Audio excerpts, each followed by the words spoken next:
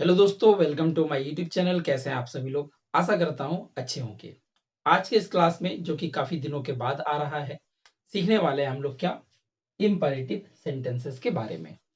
Imperative sentences क्या होता है, ये समझने के लिए हम लोगों को सबसे पहले इंपरेटिव का अर्थ समझना होगा।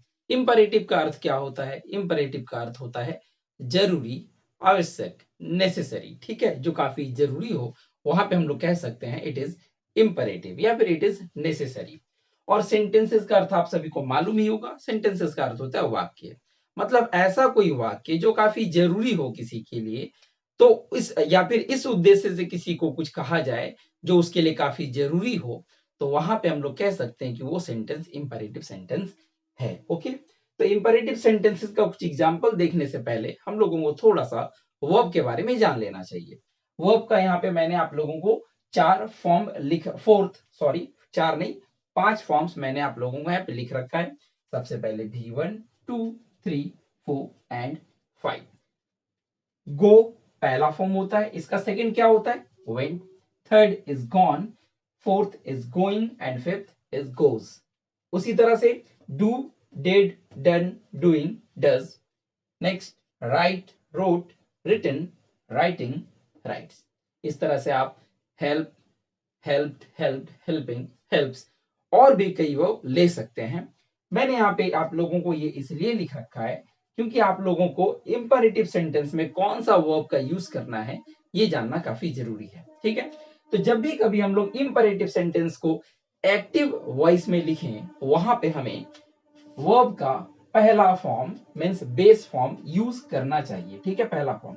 लेकिन जैसे ही इंपरेटिव सेंटेंस को आप पैसिव में लिखेंगे, वहां पे आपको थर्ड फॉर्म का यूज करना पड़ेगा। इसके बाद ये वीडियो के बाद मैं आप लोगों को पैसिव भी बनाना सिखाऊंगा इंपरेटिव सेंटेंस का, जहां पे आप लोगों का थर्ड फॉर्म का जो है यूज होगा। आज हम लोग इंपरेटिव सेंटेंस को एक्टिव फॉर्म ही केवल देख लेते हैं। ठीक है, जहां पे आपको वर्ब का base form that is V1 use करना है। ठीक है, तो कुछ एग्जांपल देख लिया जाए इंपरेटिव सेंटेंस का। जैसे कि यहाँ पे मैं यहाँ पे लिख रखा है गो देयर, वहां जाओ। तो जब मैं किसी को कह रहा हूं वहां जाओ, तो ये इस उद्देश्य से मैं उसे कह रहा हूं क्योंकि वो हो सकता है उसके लिए जरूरी हो या फिर मेरे लिए जरूरी हो उसे वहां भेजना, इसलिए मैं कह रहा हूं गो देयर। ठीक है, उसी तरह से एक और example, come here, do it, sit there और टेक दिस। इस तरह के सेंटेंसेस इंपरेटिव सेंटेंस के अंतर्गत आता है, जहां पे आप किसी को कुछ करने के लिए डायरेक्टली कहते हैं। ठीक है, शुरुआत किससे हो रहा है? शुरुआत हम लोग डायरेक्ट वर्ब का बेस फॉर्म से कर दे रहे हैं। ठीक है, आपको सबसे पहले वर्ब का पहला फॉर्म यूज करना है, उसके बाद जरूरत के हिसाब से आप आगे उसमें ऐड कर सकते हैं शब्दों को। ठीक है, उसके बाद इसी को अगर आप रिक्वेस्टेड फॉर्म में लिखना चाहते हैं, इंपरेटिव तो है बट वो रिक्वेस्टेड फॉर्म में आप किसी को कुछ रिक्वेस्ट करते हुए कह रहे हैं, तो आप वहां पे प्लीज या फिर काइंडली जैसे शब्दों का यूज कर सकते हैं। ठीक है, जैसे प्लीज गो देयर, यहाँ पे ये क्या था, ये एक तरह से ऑर्डर के सेंस में आ गया, इंस्ट्रक्शन है, बट यहाँ पे थोड़ा सा रिक्वेस्ट के फॉर्म में जो है कुछ कहा जा रहा है। जैसे please go there, please come here, या फिर काइंडली भी आप लगा सकते हैं, kindly do it, kindly sit there. ठीक है, ये हो गया।